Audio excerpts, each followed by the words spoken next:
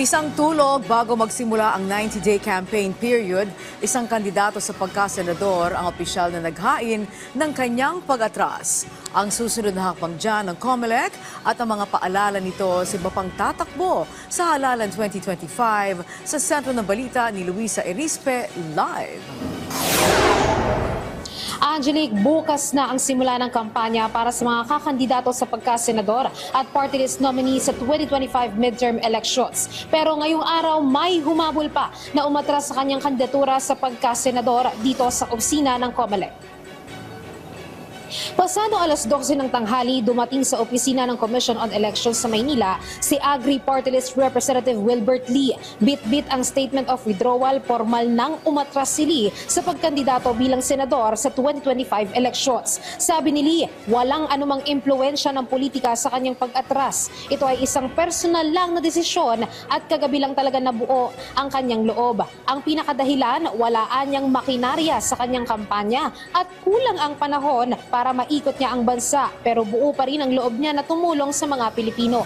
Nakausap na naman anya ng kongresista ang kanyang partido na Aksyon Demokratiko at tinanggap na nila ang kanyang desisyon. Suportado pa rin naman niya ang kanyang mga kasamahan sa partido na tatakbo at ang kanyang asawa na first nominee ngayon para sa Agri Party List. Wala naman anya siyang planong mag-substitute sa party list. Sabi naman ng Commission on Elections, Angelique, kahit nag-withdraw si Wilbert Lee, wala nang tigil ng pag-iimprenta ng balota. Kung sakaling makakakuha pa rin ng boto si Lee sa eleksyon, ay ituturing na lang itong stray votes. Naniniwala din naman ng COMELEC, wala itong epekto sa kanila dahil kahit pa bukas ang pagsisimula ng campaign period.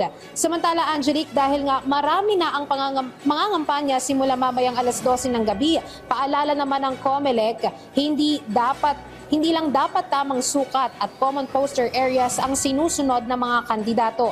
Dapat din siguraduhin na environment friendly ang mga material ng posters at hindi magdudulot ng tone-toneladang kalat sa kalsada. Giit din ng COMELEC sa mga kandidato na meron pang naglalakihang posters sa mga pribadong lugar. Baklasin na ito ngayon pa lang, kundi pwede silang ma-disqualify o kaya ay makasuhan na may 1 hanggang 6 na taong pagkakakulong. Angelique, bukas naman ay magsisimula na ang Commission on Elections sa pagbabaklas ng mga posters na hindi sumusunod sa mga tamang lugar at pati na rin sa tamang sukat dahil inilabas na nga nila yung common poster areas kung saan pwedeng maglagay ng mga posters ang mga kandidato. Samantala, Angelique, ngayon lang din ay kapapasok na balita, nagkaroon na ng bagong appointee si Pangulong Ferdinand R. Marcos Jr. dito sa Commission on Elections na magiging uupong bagong commissioner. At ito ay isang direktor ng COMELEC at siya ay umuupo na kasalukuyang direktor ng Law Department ng COMELEC. Siya ay si Director Norina Casingal